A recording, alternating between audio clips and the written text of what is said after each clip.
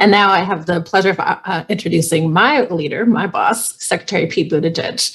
He's currently serving as the 19th Secretary of Transportation. Prior to joining the Biden-Harris administration, Secretary Buttigieg served as a two-term mayor of his hometown, South Bend, Indiana. Since joining the Biden-Harris administration, Secretary Buttigieg has been a stellar leader in the transportation sector and for the Department of Transportation. He's been a true champion of our equity initiatives, our civil rights priorities, and he's also ensuring that he's spending his time directly engaging HBCU leaders, students, and stakeholders. I'll now turn it over to Secretary Buttigieg. Well, thank you very much, Director Marion, for your excellent work and for your introduction.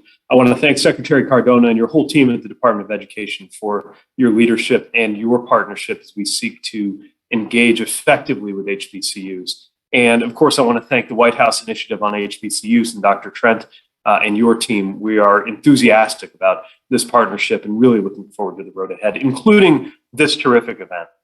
This administration, as you know, has been committed to advancing equity literally since day one. And that's a commitment that is reflected in the president's bipartisan infrastructure law. This is a historic law that contains transformative investments in transportation equity, both with regard to who is served by these improvements that we're making and who gets to participate in the opportunities around the actual building and the repairing itself. It's vitally important that these investments benefit communities that have historically been underserved by our nation's transportation system. And it's vital that we partner with stakeholders and with institutions who have a history and often a mission of serving those very communities. That's why this Department of Transportation is connecting with you today and throughout this series. We know that HBCUs play a critical role in educating the next generation of leaders, in advancing research and innovation, and in serving diverse communities across this country. And the bipartisan infrastructure law is giving us an opportunity to partner with your institutions and with community networks as we implement and deploy resources and policies that are going to shape the future of mobility and access for this country for the rest of our lifetime. Not only is this the right thing to do from the perspective of equity, but I would add that our success simply in delivering investments of this magnitude requires that we leave no talent on the table. Now, we have existing partnerships like the DOT's University Transportation Centers, which includes HBCUs and minority serving institutions that help shape where and how we deliver investments and make sure that they truly reach the historically underserved communities that often stand to benefit from them the most. Many HBCUs, like Morgan State University, which I'm looking forward to visiting tomorrow, are doing remarkable work on safety, on accessibility, on resilient infrastructure, and more. And this is work that we now have a chance to scale up to the next level as we act to implement this historic legislation. It's why the bipartisan infrastructure law is making significant investments in these UTCs, or University Transportation Centers, at HBCUs across the country.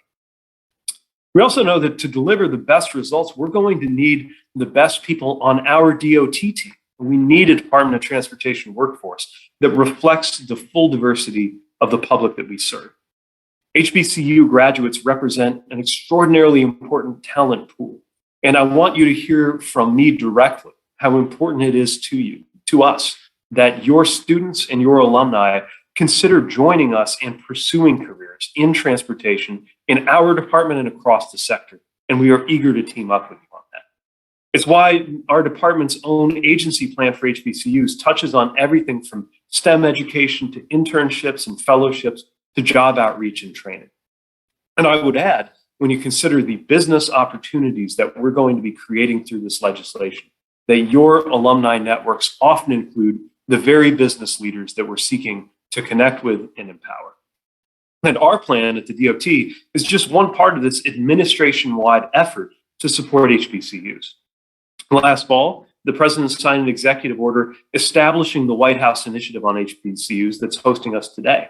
It's going to make it easier for HBCUs to participate in federal programs and provide greater access to federal funding in R&D.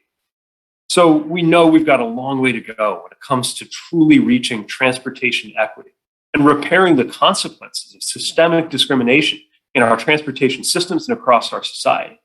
We also know that we have an important step that we can take right now, empowering the HBCU students who are going to become the leaders of the future, and supporting those institutions that are shaping them right now.